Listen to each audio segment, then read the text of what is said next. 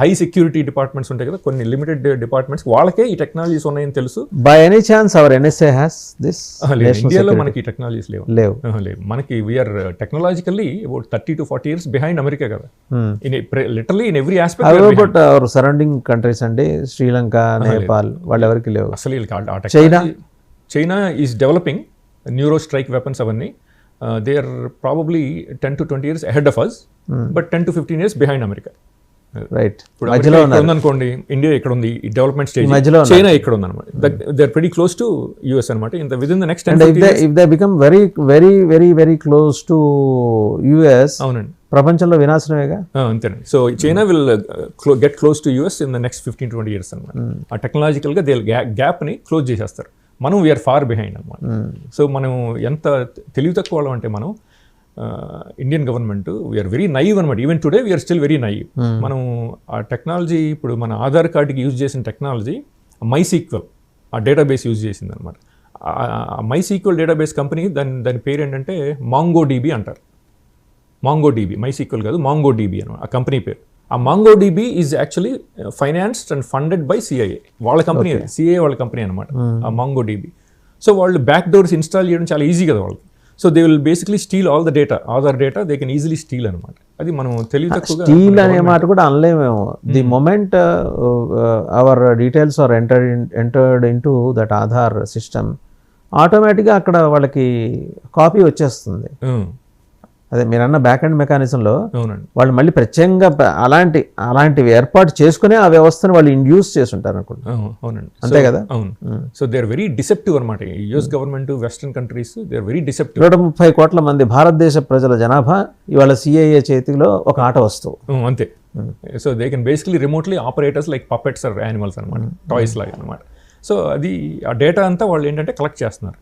So ప్రతి individual data, ఇప్పుడు మీ లైఫ్లో మీరు చేసిన మీరు గూగుల్ సెర్చ్ చేస్తుంటారు కదా, జీమెయిల్, గూగుల్ మ్యాప్స్, మీరు సోషల్ మీడియా యూజ్ చేస్తుంటారు కదా, ఫేస్బుక్, వాటెవర్, ఇన్స్టాగ్రామ్, ఆ ఇన్ఫర్మేషన్ అంతా మీ డిజిటల్ అవతార్లో వాళ్ళు ఇన్సర్ట్ చేస్తున్నారు అనమాట. ఓకే, అప్లోడ్ చేస్తున్నారు అనమాట మీ డిజిటల్ అవతార్స్కి.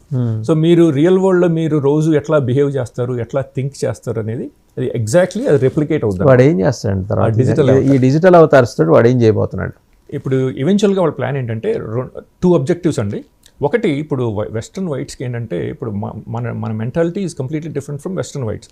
వాళ్ళకి ఎప్పుడు ఏంటంటే they want to enslave every country, every race. ఇప్పుడు అందుకే కదా 500 years వాళ్ళు ప్రతి దేశంతో యుద్ధం చేసి వాళ్ళని సబ్జుగేట్ చేసి ఆ సంపాదన దోచుకుని, వాళ్ళ వెల్త్ని, ల్యాండ్ని దోచుకున్నారు కదా ప్రతి దేశం మీద, ఆల్మోస్ట్ ఎవ్రీ కంట్రీ. ఆ మెంటాలిటీ ఇప్పుడు కూడా అలాగే ఉందన్నమాట, ఇంకా పోలేదన్నమాట. ఇప్పుడు ఇంకా ఇట్ బికేమ్ ఈవెన్ వర్స్ అనమాట. So now they want to control every human being remotely with artificial intelligence అనమాట. సూపర్ కంప్యూటర్స్, క్వాంటమ్ కంప్యూటర్స్, వాటితో ప్రతి మనిషిని రిమోట్గా కంట్రోల్ చేయాలన్నమాట, ఎన్స్లేవ్ చేయాలి. దాన్ని న్యూ వరల్డ్ ఆర్డర్ అంటారు, NWO. ఈ జార్జ్ బుష్ సీనియర్ 1990s చెప్పాడు, we are going to implement new world order అని చెప్పాడు అనమాట.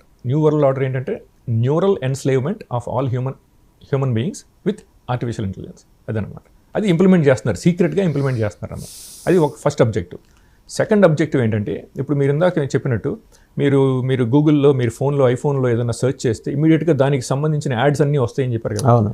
అది ఫ్యూచర్లో ఏంటంటే డైరెక్ట్గా మీ బ్రెయిన్లోకే ప్రొజెక్ట్ చేసేస్తారనమాట. ఇప్పుడు ఫర్ ఎగ్జాంపుల్ మీరు ఈవినింగ్ మీ ఫ్యామిలీతో మీరు ఏదైనా రెస్టారెంట్కి వెళ్దాం అనుకున్నారనుకోండి, సాటర్డే ఈవినింగ్ మీరు అనుకుంటారు కదా, అనుకున్నప్పుడు వాళ్ళు ఆటోమేటిక్గా సడన్గా ఏంటంటే వాళ్ళు మీ డైరెక్ట్గా మీ బ్రెయిన్లోకే ప్రొజెక్ట్ చేసేస్తారు.